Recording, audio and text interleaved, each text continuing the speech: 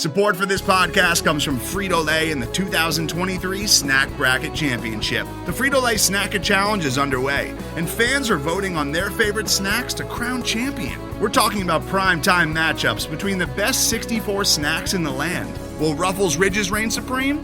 Can Doritos defend their dynasty? Or will Smart Food use their smarts for a surprise upset? Only you can decide. Get in on all the action for a chance to win up to $1,000 or a year's worth of snacks. Let your snacks be heard. Just go to fritolaysnacket.sbnation.com to vote and enter for a chance to win. No purchase necessary. Sweepstakes ends April 3rd, 2023. Void where prohibited. Year's worth of snacks awarded in the form of 52 coupons, each good for one bag of chips. See official rules at fritolaysnacket.sbnation.com. This episode of the Duke Basketball Report podcast is brought to you by Byrd Campbell, PA. Byrd Campbell, PA, a law firm run by Duke fans and Duke alumni. Byrd Campbell means business.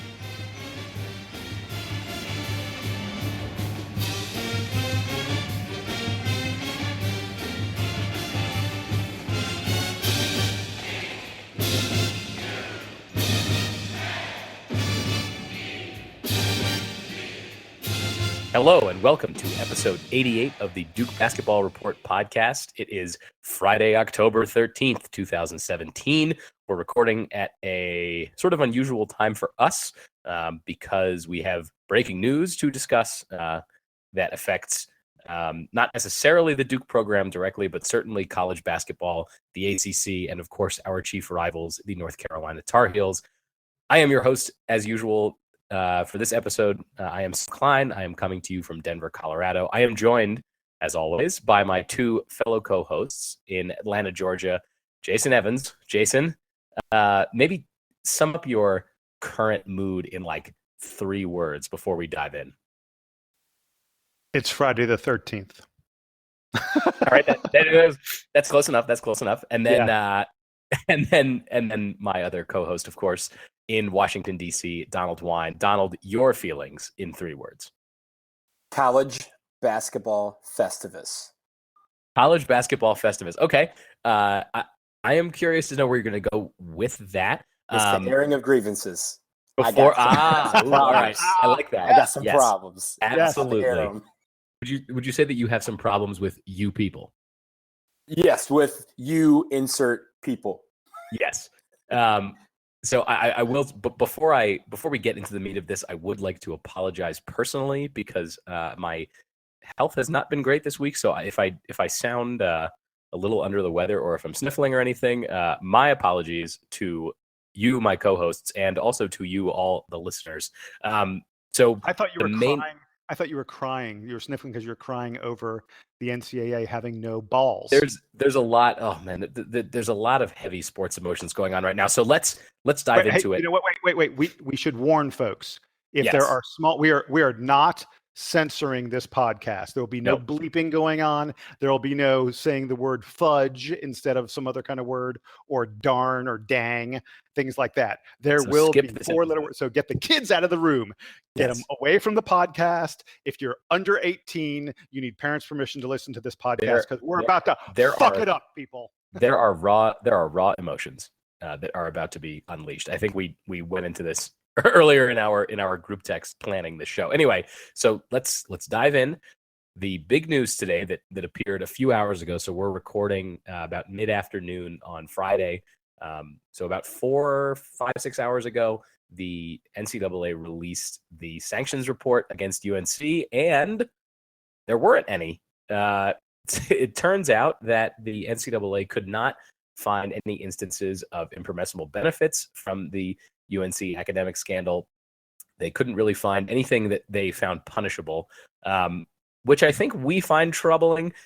Jason and I certainly earlier on the last episode that you probably listened to maybe a few days ago, talked about what we expected to happen. Not necessarily what we wanted to happen, but what we expected to happen as far as sanctions. I mentioned that I thought UNC was going to lose the 2005 championship banner. Jason said he wasn't going to be surprised if they lost the 2009 championship banner. And it seems like there will be no punishments. This whole thing is going to be forgotten about in due course, at least by the NCAA. So, Donald, now I'll give you a little bit more room to expand.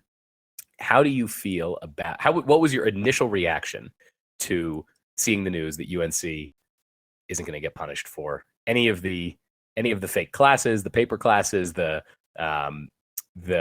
stonewalling against the NCAA, all that stuff is going entirely unpunished?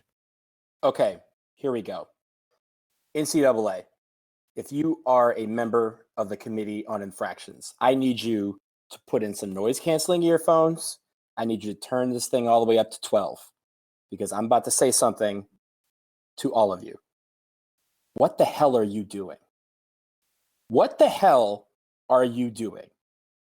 This decision today is absolutely insane. The fact that you have just told the entire country that this is not is something that you can't deal with because it's not an impermissible benefit is astounding to me. And I want to know why we should consider you a legitimate body or organization. Because look, you guys just told us that it's okay that these paper classes, these fake classes existed to push people through college because it was offered to everybody. Do you know how stupid you sound when you say that? Do you know how stupid this thing reads when you wrote that? I don't know who you guys are. Carol Cartwright, Alberto Gonzalez, Eleanor Myers, Joseph Novak, Jill Pilgrim. What are you thinking when you say that there is no cause for concern at the University of North Carolina when it comes to these classes? Donald, do you how do you interpret the permissible benefit sort of language here? Because I think that's a thing that the NCAA was trying to kind of skirt around in giving the explanation here, right? Is that there wasn't an impermissible benefit given to athletes. Why do you disagree? I'm probably going to give you the same answer, but why do you disagree with that? Look, just because it was offered to everyone doesn't make it okay. Just because it was, that's basically what they're saying. They're saying it's not impermissible benefit because it was something that was offered to everyone. And I think that is an asinine analogy, and that's something that also is setting a very, very dangerous precedent. Are we going to talk about Louisville and say, hey, as long as the hookers and $100,000 was offered to everybody, then it's okay? Because they're not going to say that. And Jason, I want to hear your thoughts because I know you have some really, really good thoughts on this part. I don't understand how they were unable to hang Carolina on the improper benefits. I get that they couldn't talk about the academic fraud because it's not in the NCAA's purview to determine whether or not classes are legitimate. And the NCAA has never wanted to do that. And I understand that. But the investigators, the folks who prepared the report that was given to the Committee on Infractions, intentionally focused their report on improper benefits, on the fact that these athletes were given access to these classes at a higher rate than regular students, and that the classes were designed with athletes in mind, and that the athletic advising department was able to communicate with Debbie Crowder and with Julius Narango and arrange for specific grades. Those are improper benefits. That's nothing to do. It could have been a super difficult class. Did you see Jason? Did you see Jason related to those two people that they were hit with no cause or with show cause penalties? Yeah, because he didn't cooperate. That's the only because thing they didn't cooperate in time. That means that the people who were running the African American Studies department at UNC aren't allowed to be NCAA basketball coaches now. What? Yeah, it's by the way, they're both retired. They're both in their late 60s. Gone. They're gone. Working. They're not working. They're not getting another job, even if they wanted to work. But that's oh my God. Go ahead, Jason. Oh wait, I want to go back to this. There are emails, there are letters from people in the athletic advising department who wrote to Debbie Crowder and said, hey, player X, and we don't know player X's name because it's been blacked out, but the NCAA knows that player's name. Player X needs an A to be eligible. And Debbie Crowder went, no problem. Aunt Debbie will take care of everything for you. And the NCAA said, no, that's not an improper benefit. I don't understand it. I think perhaps that the Committee on Infractions decided that it couldn't, if the classes weren't fraudulent, it couldn't decide that the classes were fraudulent. And so if the classes aren't fraudulent, then there's no special benefit to being placed in them. That's the only thing I can come up with. Well, and it seems it's unfathomable. I guess the point is that the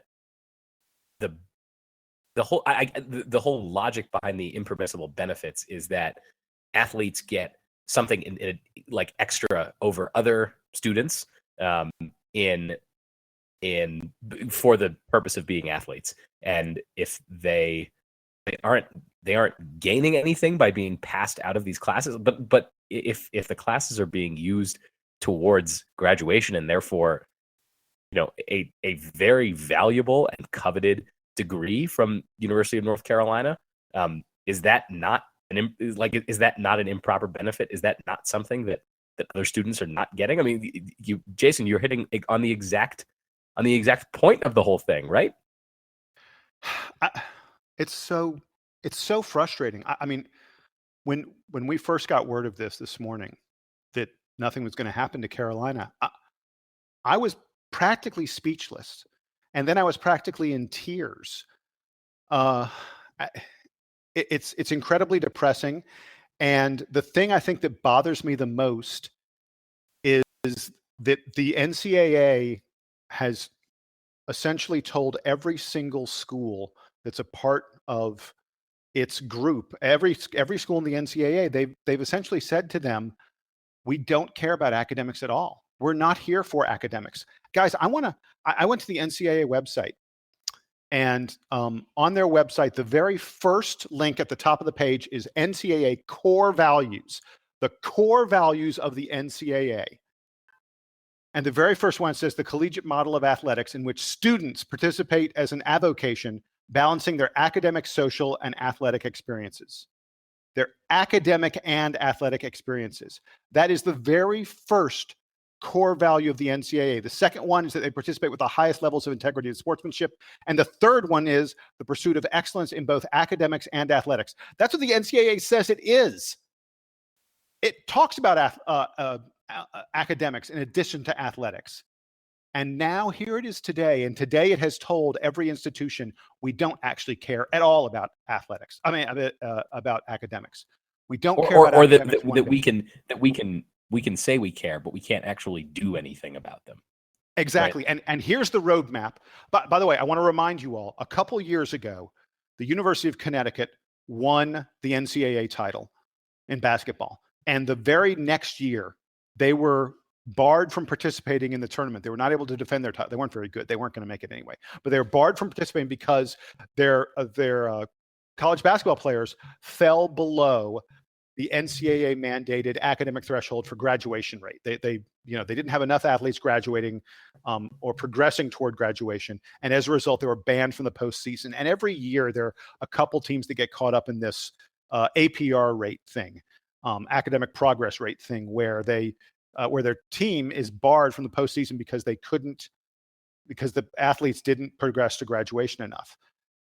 That's never going to happen again. How can any school ever let that happen again? Because you'd have to be a fool to ever let it happen to your school, because all you have to do is set up a class and give them whatever grade you want. And you can leave a you can leave a paper trail too, because like you said, they have the emails to Debbie Crowder.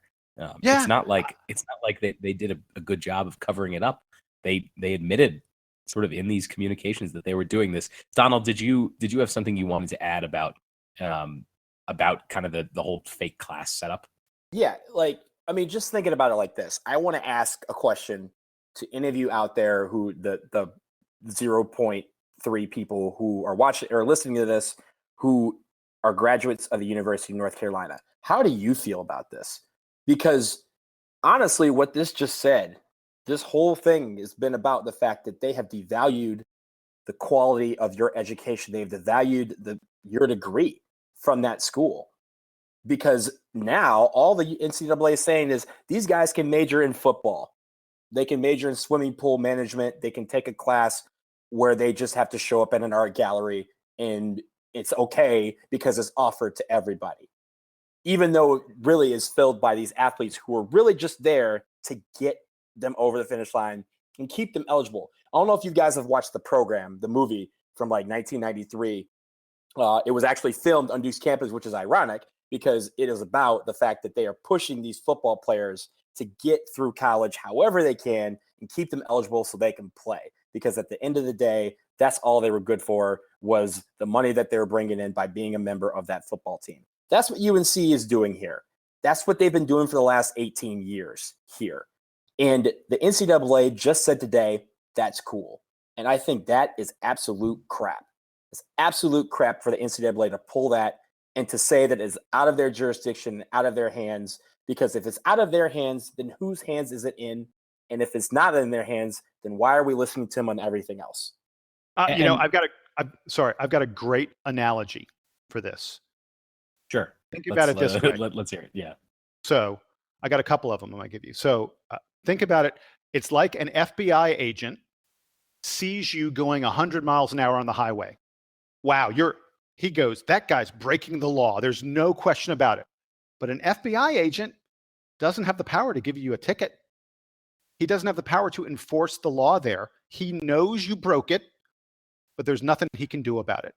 That's the situation that the NCAA was in here because they can't rule on academic fraud. And I'm telling you, UNC's lawyers looked at this a while ago and they told Carolina, they go, there's an easy way out of this. All we have to do is say we did not commit academic fraud.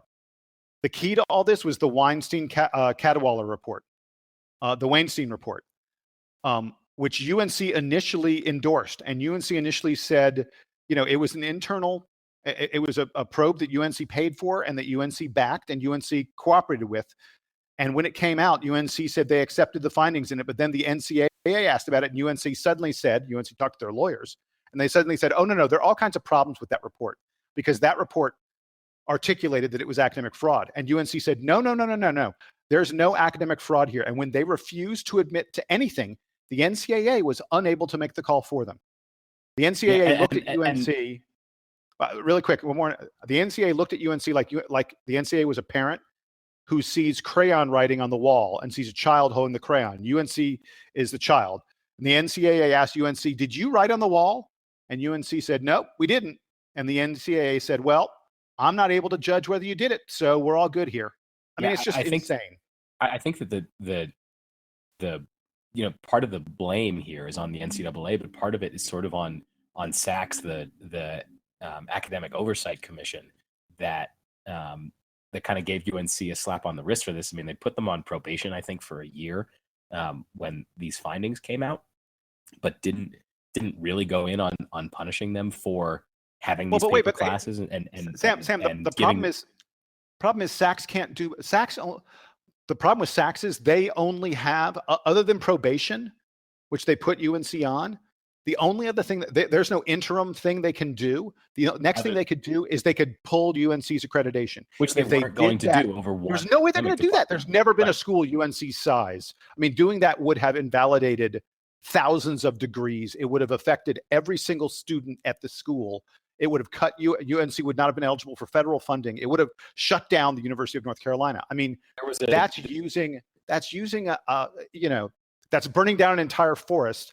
It's because of a problem with one twig. There's no way they were going to do that. So they don't have the ability. And I know, and that's kind of the surprise here is that there isn't. UNC sort of committed the perfect crime because they had this system that there was a jurisdiction for, right? Like SACS could be the jurisdiction for this rogue department, but like you point out, they don't really have an option from 0 to 60. It's either nothing or everything when it comes to the academic certification, and the NCAA doesn't get involved in academics, apparently now that we've learned this. And I wanted to go pull up something. I sent this to you guys earlier. I tweeted this out. Andy Katz, right after this news came out, there was a lot of activity on Twitter, mostly condemning the whole thing and pointing out that UNC deserved some kind of punishment. I don't think that there was any sort of consensus about how much punishment was needed, but even sort of the UNC partisans were like, well, we didn't expect this. We didn't expect to get off this easily. And Andy Katz tweeted out, he said, "What is hard to quantify for UNC is what the Tar Heels lost during this NCAA investigation outside of legal fees." And I quote tweeted back at him, and I said, they lost nothing. In the time since this scandal popped up in 2011, 2012 timeframe, UNC has been to their men's basketball team has been to 2 Final Fours. They've won a national championship. And I looked this up. Their U.S. News and World ranking among best universities in the country in 2011, they were number 30. And in 2018, for this academic year, they're still ranked number 30. They didn't lose any reputation because of this. And that was one of the things I think that initially, when this whole scandal was coming out, was so concerning to folks who still believe. I think that, we have a lot of questions about the student athlete model and amateurism and all that. But ultimately, I think the thing that we like to hang our hat on is that whatever, if the students are getting paid or whatever's happening to them kind of outside of school, whatever, it's not really something that we care all that much about. And if they want to go make money doing other things, we kind of all agree here that they should be able to do that. What's concerning to us is when they're not holding up the student end of the student athlete bargain. And when they're, and that was what was so concerning about this whole scandal to begin with. And it seems like UNC's reputation didn't take a hit out of this. And this was something that we were concerned about at first was going to happen, was, oh my gosh, UNC has these fraudulent classes. It's not just the athletes, it's also the regular student body that's able to take them and that they're able to get through school without doing kind of the course load that's required. And that was concerning because UNC is a good school. It's by kind of the most recognized measure, the 30th best university in the whole country. And that means it's a great school. And this was should have been a huge stain on it. And it seems like it didn't affect them at all. I don't follow the kind of academic ranking criteria very closely. I don't know sort of what programs UNC has introduced in the last few years that might have counteracted this, but you would think that a scandal, it's not so far reaching across departments, but it cuts right to the core of the purpose of the university. You would think that a scandal like this would hurt UNC's academic reputation more, and it didn't. It doesn't seem like it has done that at all, and certainly you can't fault parents in the state of North Carolina from urging their children to go to school there because it's still the top-ranked public university in the state. And it's still, according to every sort of official measure, the best education you can get. And in spite of the fact that we have this very clear evidence here that they were engaging in this academic fraud. That's what's so concerning to me. Donald, did you have something to add on this? Yeah, so I'm thinking about just this whole case, right? And I think it's very poignant on the day that this came out. The NCAA also said that Braxton Beverly of NC State was ineligible to compete at NC State this year because he started at school in Ohio State in May and transferred in July. He became ineligible for going to class on the same day that they just let UNC skate for faking classes. I think that's very, very important because the NCAA just said over here, this is not our jurisdiction, but they're so quick to do it for every other case. If I were, any school that gets from here on out, this establishes a precedent, a really, really dangerous one, like I mentioned, for the NCAA. If I'm any other school going forward, I'm doing paper classes, I'm doing fake classes, and they try to, come after my school, I'm model walking into that room, dropping this on their desk, and then moonwalking out and saying, have a good day. And the NCAA is going to sit there and they're going to say, we created this mess. And I really feel that, as people, they always talk about the student athlete. The student athlete term died today. That's my opinion. Jason, I mentioned the Andy Katz tweet and that we had seen a lot of commentary flying around. What did you see in sort of college basketball media as the general reaction to the scandal? Well, there's been a ton of it. I want to start. It's not a college basketball media, but I want to start with the way that I found out this news. I got a alert from the New York Times, the old gray lady, the paper of record for most people, the highest standard of journalistic excellence. I got an alert from the New York Times, and I want to read to you what that alert said. It said, the NCAA won't penalize the University of North Carolina for what is considered the worst academic scandal in college sports history.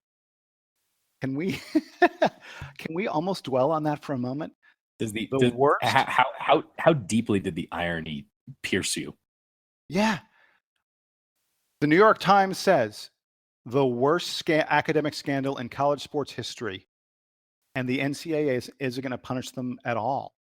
So in terms of reaction, I want to get to Jay Bilas, because a lot of Duke fans have talked about Jay Bilas. And to me, there was always something weird about this case, about the UNC case. There was always something different, because there really was disagreement about whether or not they could get punished. You don't hear anyone saying Louisville didn't break the rules.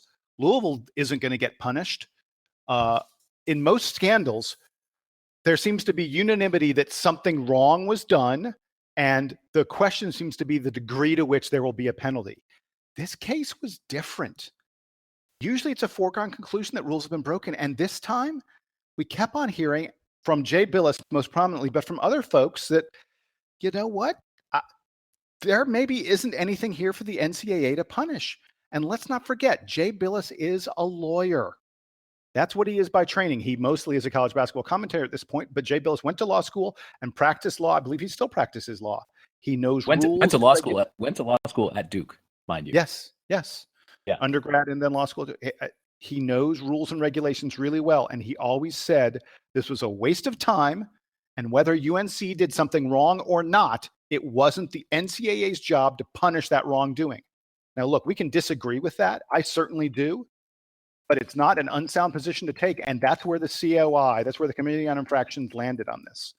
So I want to get to a couple other reactions that I thought were really interesting. Stuart Mandel of Sports Illustrated, he tweeted out, he said, so taking money from an agent is bad, taking money from boosters is bad, but steering kids into sham classes is not a problem at all.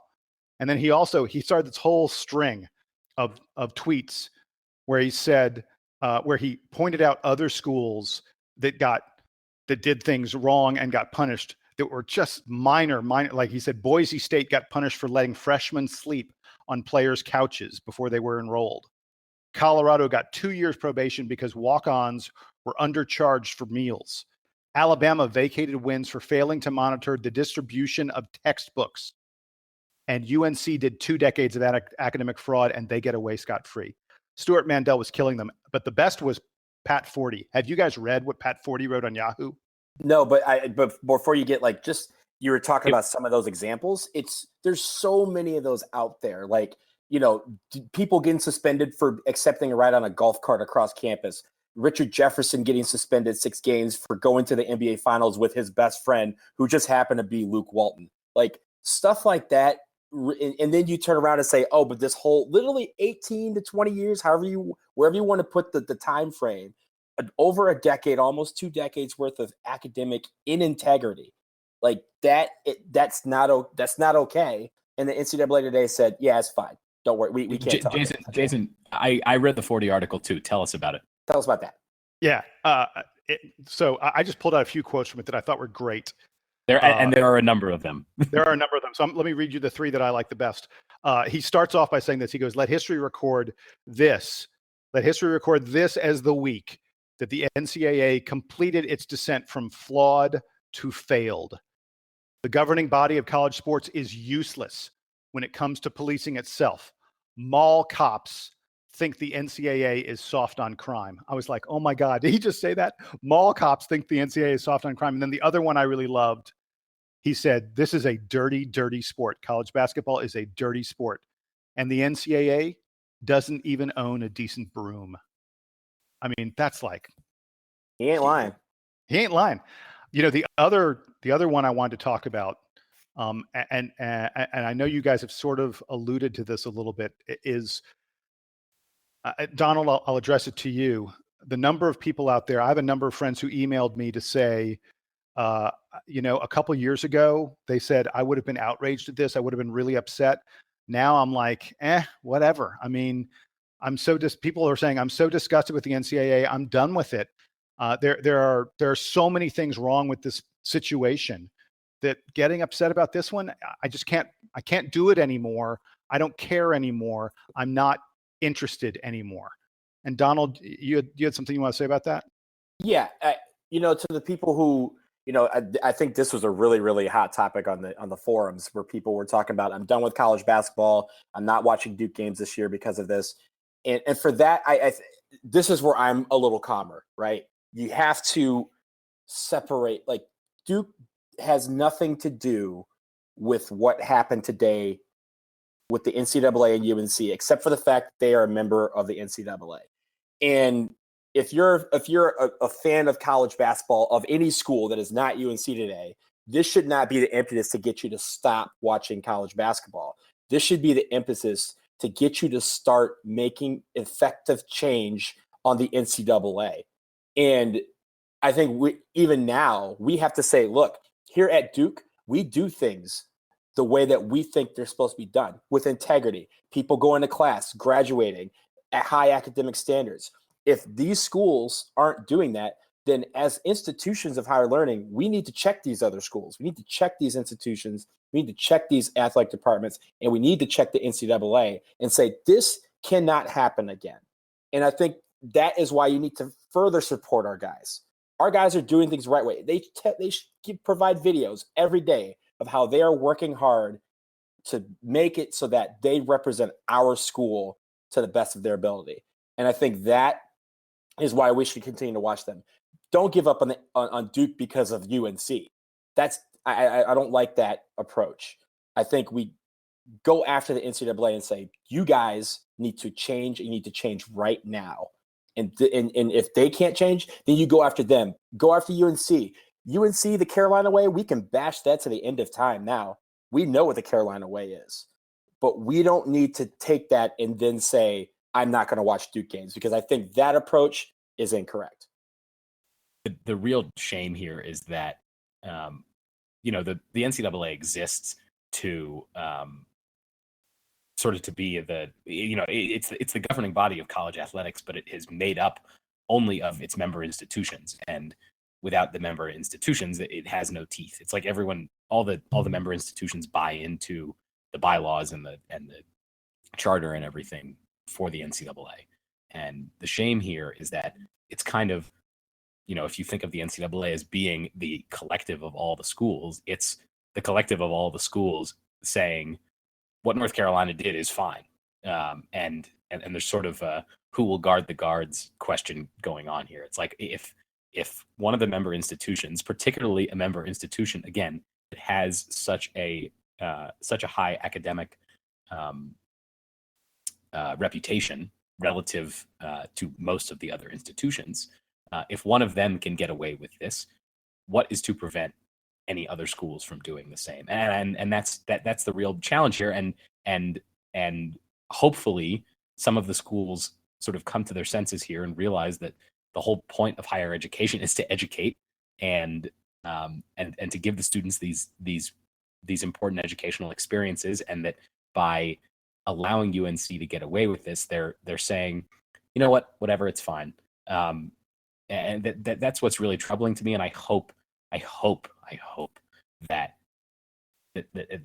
some change comes of this, and soon, because I don't think this is a system now that can sustain very much longer in the wake of this scandal going nowhere on punishment, and all the stuff coming out about the agents and the shoe companies and everything. So, Jason, did you want to wrap up this part of our discussion? And we have another topic to get to next, but kind of your last thoughts on the UNC scandal. Yeah. And by the way, our other topic, I almost wish I had nothing else to say because our other topic dovetails so well out of what you were just saying. It's almost like you were doing an introduction to what we're going to talk about next. But I wanted to wrap with this. I was reading everything I could on the boards about this until it just got to be too depressing. And so I sort of stopped reading a lot of what, the folks out there had written because I just couldn't anymore. Like I said, it was too upsetting. But before I stopped, there was a post by Rocketeli. I'm not sure how you pronounce it. Rocketeli that I really thought said something interesting. I want to read it to you a little bit about it and then comment on it. So he said, the late Nora Ephron, who is an amazing writer, one of the greatest writers of our generation, the late Nora Ephron defined porn as something you're embarrassed about that got you off, which is a great definition of porn, by the way. And he said, college sports are starting to feel like porn to me. I've long enjoyed them, but I'm starting to be embarrassed about it. Our beloved Duke significantly lowers its admission standard for large men who like to hit people or hit baskets or whatever else it may be. And they do that at the expense of some very qualified applicants who could otherwise attend the school. He went on to add, it is clearly nonsense that institutions of higher education are running professional sports clubs. And that's the line that really stuck out to me. And he's right about that. It's become absurd that our universities, whose mission it is to educate our youth, are running professional sports teams. Because, folks, that's what major college basketball and football are. They're professional sports teams that happen to not pay the players.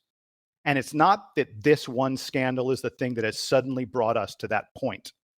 There have been plenty of other things that have happened, although it feels like a lot of it is coming together at this moment. And like I said, we're going to sort of address this a little more in just a moment. But I think we've really reached a breaking point. And I think it's a shame that UNC, one of the finest, Sam said, top 30, one of the finest academic schools in the country, one of the public Ivies. It is such a shame that UNC thought that their sports teams were so important, so valuable, that they were willing to compromise their integrity and their honor to protect those sports teams. Because in the end, that's all UNC has is their integrity and honor. That's all any of us have. And UNC lost it. Yeah, they got away with it, but none of us look at Carolina the same way we used to. The New York Times ran a headline about North Carolina being the worst academic fraud case in NCAA history. Everyone knows that's true. North Carolina sacrificed their reputation for their sports teams. And that shows you more than anything that our institutes of higher learning have no business being in the professional sports business. And I'm on a podcast where we talk about it. I love Duke because I went to Duke. And so that makes no sense. But that's where we are today. And it really needs to be fixed.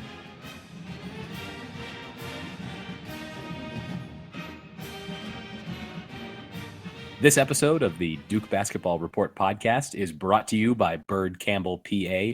Byrd Campbell means business. We got a message today from one of the founders of Byrd Campbell, Tucker Byrd, who wanted us just to let everyone know his thoughts on the academic scandal. So here you go. Today's result proves the stark difference between Carolina and Duke. A Duke grad would gladly give up all those championship banners hanging in Cameron to preserve the integrity of that one little paper which hangs on the wall called a diploma. Byrd Campbell means business. Wow, that's awesome. Thanks, guys.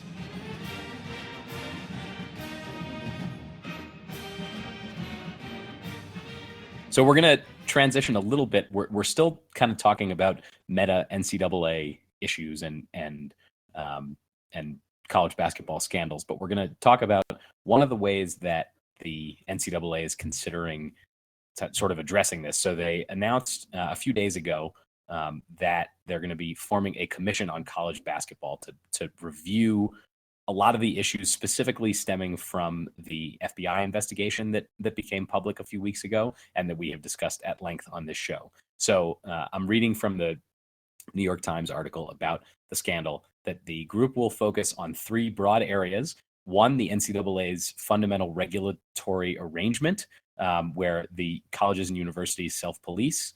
The second item is the rules regarding the interrelated institutions that are crucial to the scandal, specifically the apparel companies, the non-scholastic basketball programs, and the agents. And then the third item is the NCAA's relationship to the NBA. And they have kind of a variety of people who are, you could call them stakeholders in college basketball. They are former players. They are heads of universities. They're former chairpersons of conferences and athletic departments. Lots of people who have been influencers in the whole college basketball model, and they're gonna. I don't know what the outcome is going to be, but Mark Emmert, who runs the NCAA, is going to be involved in this.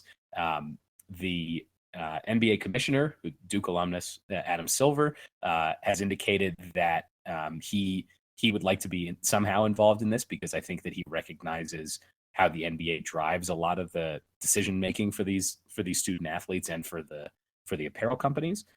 So it seems like, from all the bad college basketball news that has come out recently, they're at least going to start talking about it and trying to come up with more concrete solutions to all these problems.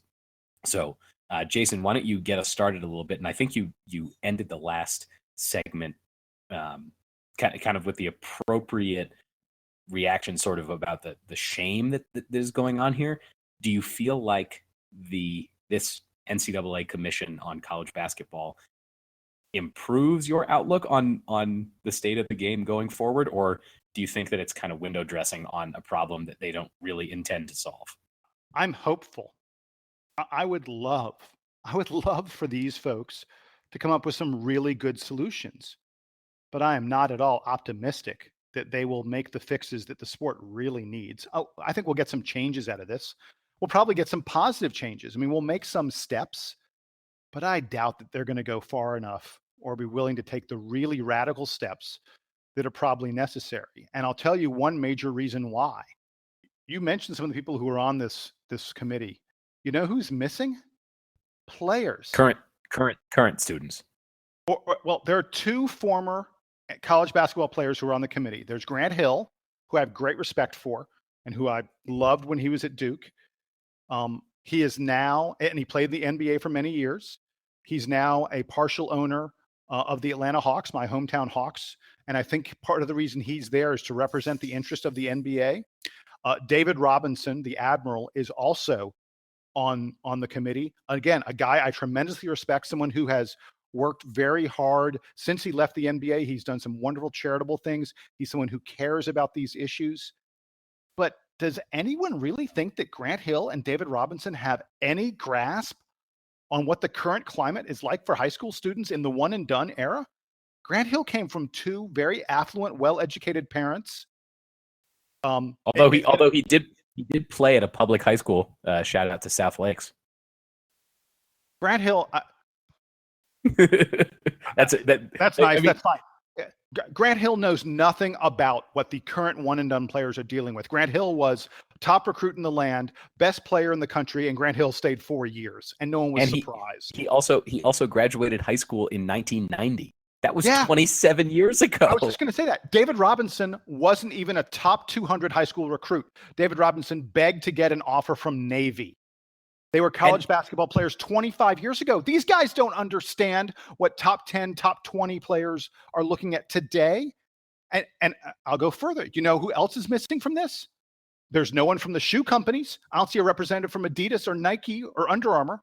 There's no one from the AAU world. I don't see any AAU people on this committee. How can the NCAA think they can come up with a solution to address the issues that begin in high school and at the AAU level and continue into the NBA?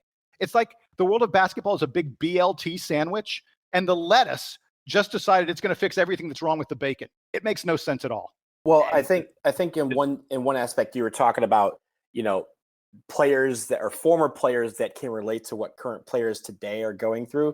the issue with that is if you're doing that, then realistically you'd want to go after players that are currently in the NBA. Unfortunately, because of the way that this is all set up, they are going to focus more on the NBA side of things because, as you noted, the NCAA, this is not going to affect what the NBA does. What the NBA eventually does is going to have to be collectively bargained between the owners and the players, of which some of these players would then be a bigger, more vocal voice. But I think it's probably, they're probably thinking these guys are already fighting it over here. It's going to be difficult for them to play both sides, especially on a committee that really, is not something that that they're really a part of now. They may have benefited from it, but at the end of the day, just think about the number of players who graduated from high school and went straight to the NBA. Those guys are pretty much all done almost. The last one who really left at that last class, I think, was 2005. So a lot of those guys are out of the NBA at this point. So, but wait. You can absolutely have input and contributions from them, even if they're in the NBA. And I'll say something else. Why not put Grayson Allen or someone like that on the committee? And look, you arrange the meeting so that they can attend or they can virtually attend or something like that. So get some input from current players or guys who know what current players are going through. It makes no sense whatsoever for the only player representatives to be Grant Hill and David Robinson, who were 25 years ago and didn't face any of the same pressures and situations that the current players are facing. I agree. You want me to? Go ahead. You want me to read out? I pulled up the list of who's on the committee. So since Jason brought it up and wanted to note who he didn't see, I just want to quickly run down this list. And it's all ADs and school presidents, isn't it? It's all NCAA administrators. I'm gonna get to that in a second. So I'll break them up into groups, right? So the sort of NCAA related people. It's Mark Emmert, who of course is the head of the NCAA, and then as you mentioned, the two player representatives, quote, Grant Hill and David Robinson, who have both been retired for a while and certainly haven't been in high school for a while. Then you have the sort of the rest of the representatives of the colleges. So the president of Georgia Tech is on the committee. The president of Notre Dame is on the committee. Vice president and DA AD at Hofstra. The emeritus athletic director at University of Florida.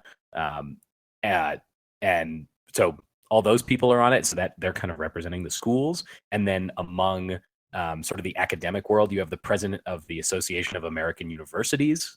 And then kind of outside of that, you have a few representatives of sort of the legal and political world. So Condoleezza Rice is on the committee for some reason. She's the chairman of the committee. She's the chairman of the committee. She's also in charge of isn't she also on the college football playoff committee? She has a remarkable amount of power among within college sports. Condi Rice may be one of the 5 or 10 most powerful people in the world of sports today. Which is crazy to think about. Martin Dempsey, who I didn't realize was the new chairman of USA Basketball. I must have missed that, but Martin Dempsey's on the committee. Retired U.S. Army general and good friend of Coach K, by the way. Martin Dempsey's a good friend of Coach K. And he's a Duke guy, isn't he? I believe so. Yeah. Yeah. So we're pretty well represented here. A former White House counsel, Catherine Rumeyer, is on this committee, and then John Thompson III, who is a member of the National Association of Basketball Coaches, although I don't believe that he's actually currently a basketball coach anywhere. So, like you said, Jason, a lot of stakeholders missing from this committee, and I would echo your concern about what is missing from it, and I will refer back to the New York Times article from a few days ago that I mentioned kind of when I was introducing this. The paragraph that really stands out to me and that makes me pessimistic about this whole thing is referring to Mark Emmert. Mark Emmert drew the line at changes to the amateur model, which prevents colleges from compensating athletes beyond scholarships and related costs. While he declined to speak for the commission, its members do not include any public critics of amateurism, and some, such as the Reverend John Jenkins, the president of Notre Dame, are outspoken supporters. So what we've heard here, and I think the thing that the three of us kind of have all talked about, and I think is that, among people who really follow the sport day to day and understand and empathize with all the issues, I think one of the main takeaways that most of us thoughtful college basketball fans and invested people, is that the amateurism model doesn't work. And I think it was Jason, you were saying this maybe, that there's lots of money and it has to go somewhere, and if the players aren't allowed to get it, other people will make the money for them. So you create this system where people have to be compensated because there's money to compensate them with, and that it has to go somewhere, and it's not going to the right people. And if no one on this committee is willing to acknowledge that and solve that, I am pessimistic that any of it and any of the goals are going to be met to any changing degree. So I kind of started the conversation off by making it sound maybe rosier than I actually think it is. But it's a challenge. I don't know that list of people is going to make changes that the three of us and probably most of our listeners are going to agree with. And I want to give them the benefit of the doubt, but nobody on that committee is inspiring me to think otherwise. You went ahead, you said it, that Mark Emmert drew the line. He's already said to them that the NCAA's misguided and outdated notion of amateurism will not be touched. That's all we need to know about this. He filled this committee with athletic directors and school presidents who have openly said again and again they are opposed to paying players. And they want to preserve this lunatic notion of amateurism. And Sam, I'm glad you brought it up, because we discussed it with the Louisville case a couple weeks ago. If there is not a legitimate economy to pay these players what they're worth, an underground economy will fill the gap.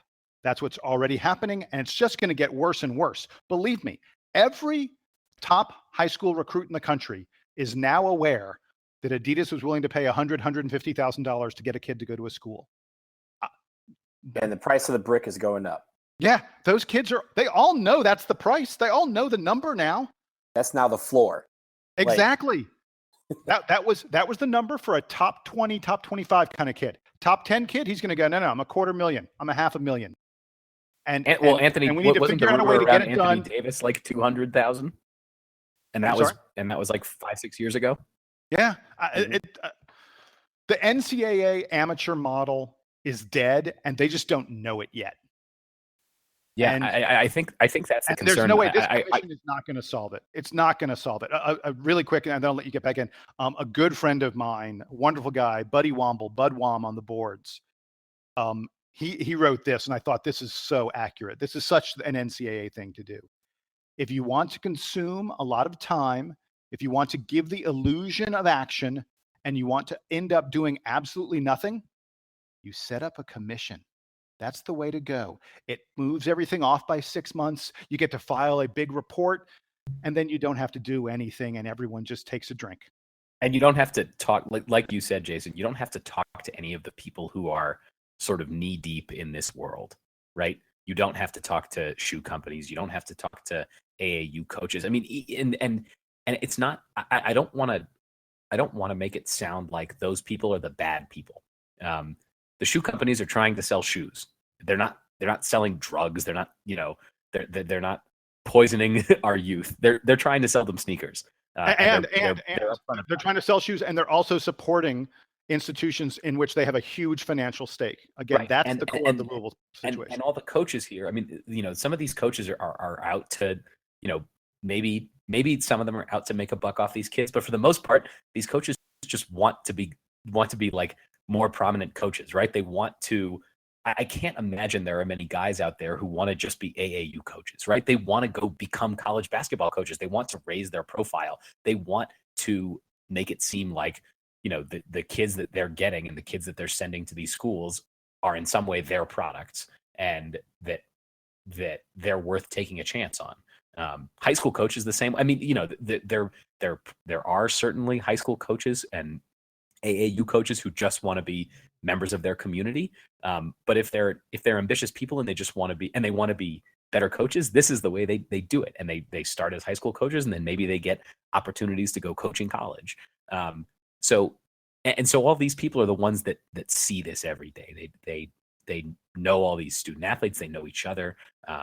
They know the shoe executives clearly, and they're the ones that get involved in it. Mark Emmert doesn't know any of these people. He doesn't go to high school gyms. He doesn't go to the Peach Jam. He doesn't do any of that stuff. So I'm skeptical. Donald, do you share my skepticism? Do you see a more optimistic path out of here? No, I share your skepticism in the sense that I think that the NCAA, like you said, they don't have all the right people in place. Now, in the forming of a committee, you can always talk about, they don't have the right people. We don't know how they arrived at these people. And I'm not going to speculate on how they arrived at these people for the simple fact that we just don't know why this group ended up being the group. It could have been people that declined. It could have been people they didn't ask.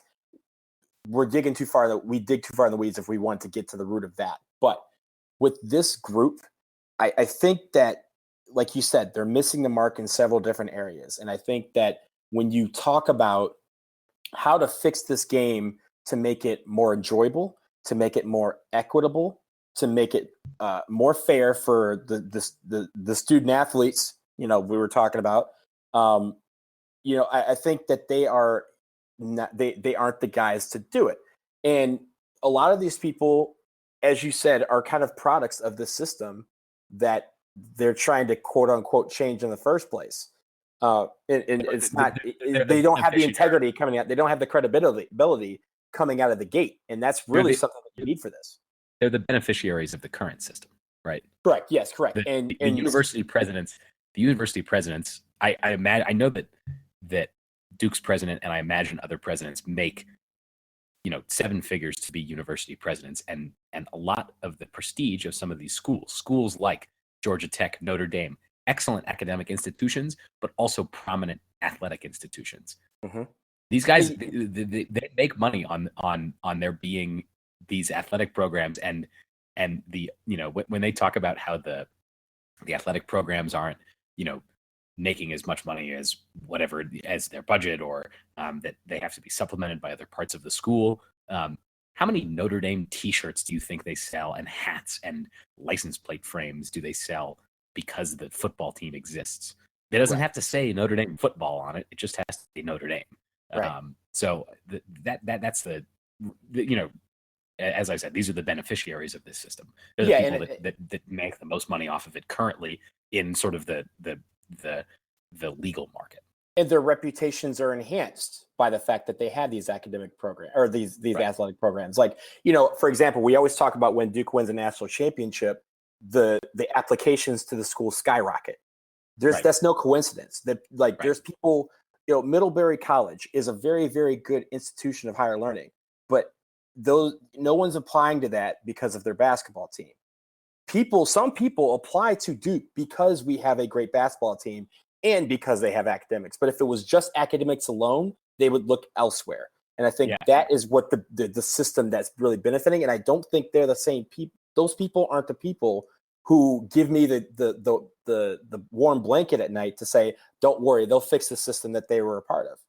And I think that, the way that Jason said, as far as the committee membership goes, having Phil Knight or Kevin Plank on this committee, the Phil Knight being the CEO of Nike and Plank being the head of Under Armour, having either one of those guys in the committee would have given it so much more credibility, I think. Don't you agree, Jason? People like that. Oh yeah. It would have it would have completely, if you have those guys, and like I say, add Grayson Allen or I don't know, Miles Bridges. Yeah, pick a player.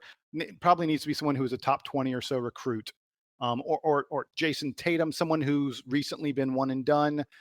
I don't know how you want to do, how you necessarily need pick to Jolly do it. Okafor. He's rehabbing. He has time. There you go.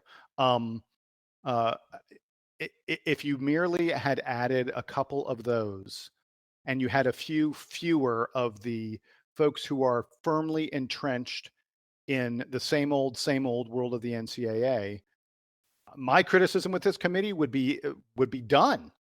I would be really encouraged. I would think this has a real chance. Instead, the majority of the committee, and it's stunning to think this, the majority of this committee is people who are bent on preserving the status quo. The status quo that we know now from doesn't work. FBI it doesn't legal work. action doesn't work. Yeah. Yeah.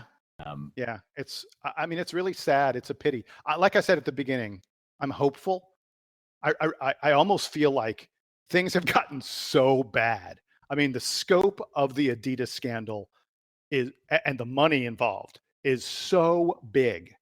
And the Carolina news today so cuts to the core of the NCAA's mission. Like I said, I read to you guys the NCAA's core values and how this absolutely, pierces some of the very first things they say about their core values. The fact that we're in this kind of a crisis, maybe these guys will actually say, okay, we need to come up with fundamental change. I doubt it, but I guess there's a chance. I guess. Donald, do you want to give us kind of a final thought on the College Basketball Commission?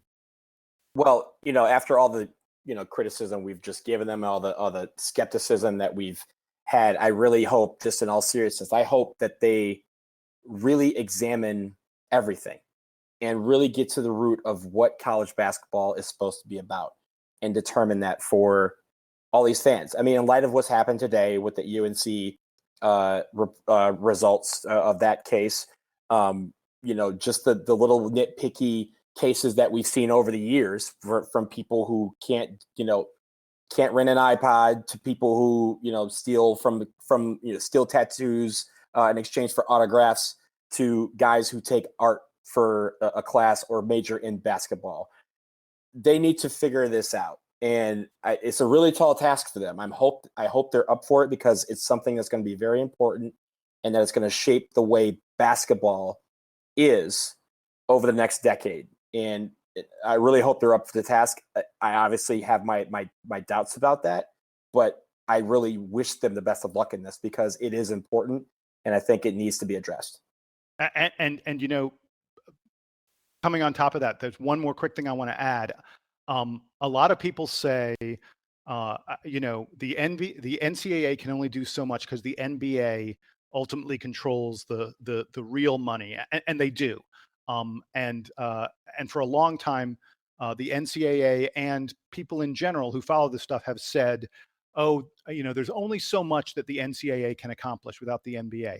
I actually think that if this committee came back with some real firm recommendations that people looked at. Look, if we look at it at the end and we go, wow, that makes sense, and that makes sense, they're saying some good stuff here. And if part of those recommendations were changes in the NBA, and they were merely saying, look, this is how we think we fix the sport of basketball and fix the problems in it.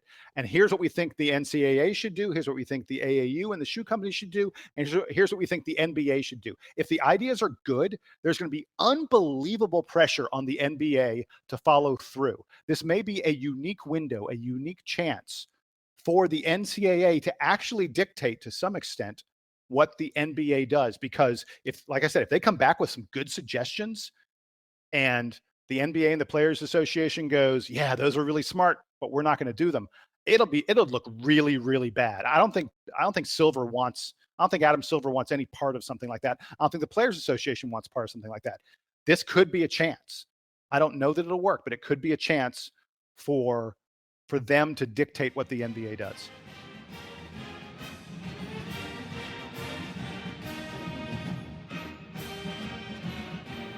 Okay, we're going to wrap up this episode with some quick parting shots. So, Jason, why don't you go first? So we've spent, this whole podcast talking about what's wrong with college sports and just railing on it and the such. And I just wanted to tip my cap to a guy who did something utterly shocking this past week. I'm still floored by this. The head football coach at Oregon State is Gary Andersen. Sorry, I should revise that. The head football coach at Oregon State used to be Gary Andersen. Gary Andersen decided to quit. He just couldn't take it anymore. And there's a great column in the Oregonian by John Canzaro where he reveals some of the text messages he'd been getting from Gary Andersen for years for several months that explain sort of why Gary Andersen decided to quit coaching the Oregon State football team. The fact that he quit sort of is no big deal. The reason I'm talking about it is that Gary Andersen had a contract that still had 4 years left on it and $12 million left on it. And he said, I can't do this anymore. The team isn't succeeding. My assistant coaches aren't doing what I want them to do. We're not getting where we need to be. And when he quit, he said, I'm not taking any of that money. That kind of thing just doesn't happen. I mean, we have Rick Pitino who's breaking rules left and right, and who's already made, a small fortune in his career. And he's not a small fortune. Yeah, a large fortune. You're right, a large fortune in yeah. his career. And he's suing Louisville for every penny of the $40 million that's owed to him. Yeah, I was going to say he's hunkering down with his lawyers in Miami to squeeze every last dime out of them. Yeah, and he's fired for cause. You see guys all the time who quit, but then negotiate a buyout. They negotiate something to do with the end of their contract that gives them money. And Gary Andersen went in and said, I can't do it anymore. We're not as successful as we need to be. I'm not getting us where we need to be. I'm not the guy for the job. And I'm sure the first thing the AD or the school president said to him was, how much of your $12 million do we have to give you? And he said, you don't have to give me any of it. I think that's incredible honor on his part. And it just doesn't happen very often. So I'm tipping my cap to Gary Andersen, the former football coach at Oregon State, who left money on the table because that was the honorable thing to do. You won't catch UNC Jason, doing that. That's for sure. That's a great one, Donald. I have a dark feeling about what your parting shot is about to be. Yeah, so it's I've had a bit of a week in the sports world. You could say that. Yeah, so Duke lost, the Lions lost, but on Tuesday, something that will literally, there was a reason why, as you guys know, I was not on the episode last week. I was in Trinidad and Tobago watching the U.S. men's national team attempt to qualify for the World Cup. And for the first time since 1986, we did not do that. And I'm still as you can see, I'm still struggling to come to words or to grips of what's happened. As many of you out there who know me, I'm one of the biggest soccer fans you will ever meet. And I follow the U.S. team almost everywhere. And I'd like to make a plea to you out there. If you know anyone who, like me, is a big U.S. soccer fan, give them a hug. And please, pretty please, do not ask them what happened. Because for the next couple weeks, couple months, it's going to be very difficult for us to come to grips with the fact that our team is not going to the World Cup. This would be like Duke not qualifying for the NCAA tournament, but then you can't play basketball for 5 years. That's basically what just happened to the U.S. national team on Tuesday night because they did not beat Trinidad and Tobago. And I will leave it with that. Give us hugs. Give us words of encouragement because we are in a kind of a state of flux in the soccer world. We're a very niche group and we stick together. But at the end of the day, please don't ask us what happened. Please don't say, oh, why did the U.S. qualify and all this stuff because that's not what we need to hear right now. And I'm hoping that tomorrow Duke will get us back on the right track and we will be having brighter days. All right. I am going to finish with a similarly somber sports take. I have mentioned a few times before that I'm a big baseball fan, specifically a big Washington Nationals fan. The franchise isn't very old. They only moved to D.C. In 2005 when I was in high school. But for the fourth time in the last 6 years, last night the Nationals lost in the first round of the playoffs to the Cubs. They have made a habit out of these dramatic, horrible losses in the first round of the playoffs, and so it's not quite, I think, as severe as Donald's sports misery right now, because the Nationals actually get to come back next year with almost entirely the same team and try again and still probably be one of the best teams in baseball. But oh man, it was a gut punch into the season. And living in DC, I wanted the Nets to win, but the Washington fans are just, other than DC United, the big four teams have not made a conference finals since 1998. So it's something that I'm not trying to rub it in, but it's just like, wow, really? I'm not. It's 1998. It's so my God. And that was that. So that was the Capitals making the Stanley Cup finals. They lost in the Cup finals, and they got swept, but I actually went to one of the conference finals games against Buffalo. I remember I was in second grade, so that's, I'm not that old, but that was almost 20 years ago. It provided that the Wizards and Caps don't make the conference finals this year, which they could. They're both good and competitive again, but we're coming up on 20 years of having four major sports in DC and not making any conference finals. So give Sam two hugs. Was the point of mine? Man, it is a bummer, and I have that kind of imprinted on me, like, across all the sports. At this point in my sports fandom, I basically, like, I'm still a Wizards fan and a Capitals fan, but I can't really, like, root for them week to week. It's just there's just too much going on. So the Nationals are kind of the only DC team that I still, like, follow, closely the way that I do, say, Duke basketball or Duke football. So those are my dudes, and in particular, it was the last game for Jason Worth as a Washington National, and his time in DC has been a lot of up, some very severe downs. But I've always been a big fan of his, so it's a bummer that he won't get to advance any further in the playoffs with the Nets, because he is probably not coming back to Washington next year. May Bryce Harper stay in red. We still got Bryce Harper for one more season, maybe. Hey, Donald, can I ask, is this the worst week of sports you've ever had in your life? I have not even come to process this week, so I can't even give you a straight answer. I'll be honest with you. It's going to take a while before I can look back and really break down what happened this week. I mean, here's the thing. Duke lost. As you guys know, I'm a big Michigan fan. They lost. Miami won, but that doesn't offset the fact that everybody else lost. I think even the Wings lost their home opener. Like, it's been a week. It's been a really, really difficult week. I'll tell you something, man. The Trinidad and Tobago game, I'm not going to ask you what happened. So I watched the Panama game. I watch most qualifying games. You're the Uber fan. I'm still a pretty big fan. I didn't even bother to watch the game because I had other things going on. It never occurred to me that we couldn't get a point from Trinidad and Tobago. Like, it wasn't even possible in my head, so I didn't watch it. And then I got an alert in my phone, and I went, "That's got to be wrong. It just can't be possible. It's got to be wrong." Honestly, like, it's surreal. I could write a book about all the emotions and everything about Tuesday night being down there. But I will say this to end on a positive note.